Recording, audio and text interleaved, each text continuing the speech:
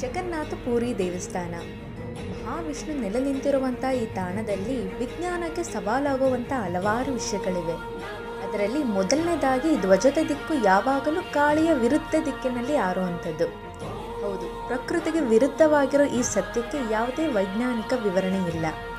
ಹಾಗೆ ಇಲ್ಲಿ ಪ್ರತಿದಿನ ಧ್ವಜನ ಬದಲಾಯಿಸಲಾಗುತ್ತೆ.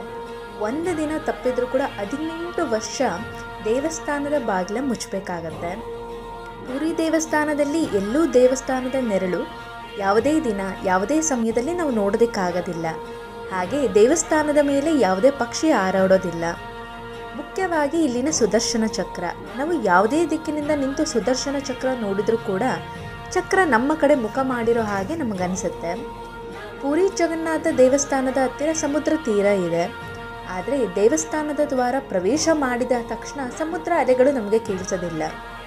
ಮುಖ್ಯವಾಗಿ ನಾವಿಲ್ಲಿ ಪುರಿ ದೇವಸ್ಥಾನದ ಪ್ರಸಾದದ ಬಗ್ಗೆ ಹೇಳಲೇಬೇಕು. ಇಲ್ಲಿ ಯಾವತ್ತೂ ಪ್ರಸಾದ ಜಾಸ್ತಿನೂ ಆಗಿಲ್ಲ, ಹಾಗೆ ಪ್ರಸಾದ ಕಡಿಮೆ ಕೂಡ ಆಗಿಲ್ಲ. ದೇವಸ್ಥಾನ ಮುಚ್ಚೋ ಸಮಯಕ್ಕೆ ಪ್ರಸಾದ ಕೂಡ ಖಾಲಿ ಆಗಿರುತ್ತೆ.